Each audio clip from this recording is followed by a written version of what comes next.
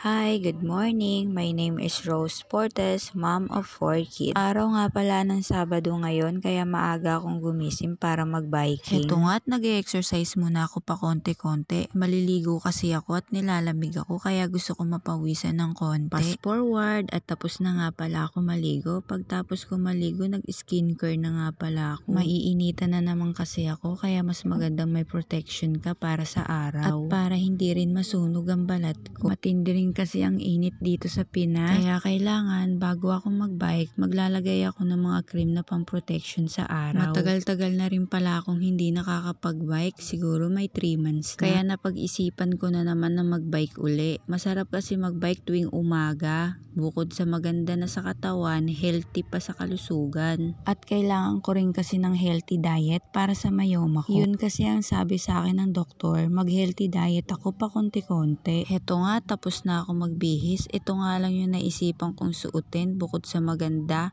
presko pa sa katawan. At pagtapos ko magbihis, nagsuot na nga pala ako ng sapatos. At magdadala na rin pala ako ng shade para pang protection ko sa araw para iwas aksidente. Heto na at nasa labas na ako, nagbabike na ako. Dito nga pala ako nagbabike sa Pontisili. Napakalawak kasi ng lugar na to at sariwa pa ang hangin dito. At bukod doon, tirik na tirik pa talaga ang araw dito pagdating ng umaga. Heto nga at maraming taong nagja-jogging dito ngayon. Good morning! So for today's video is nandito na naman ako sa place na pinagbabikan ko.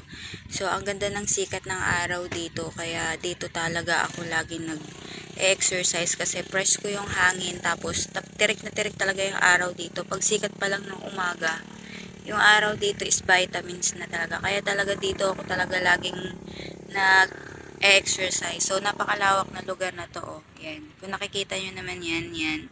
So napakalawak niyan. So tapos yung araw dito mo makikita sa harap. Ayan yung araw, nakita nyo tirik na tirik.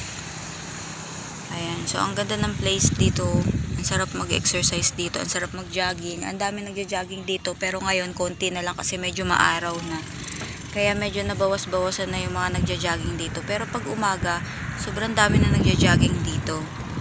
Ayan.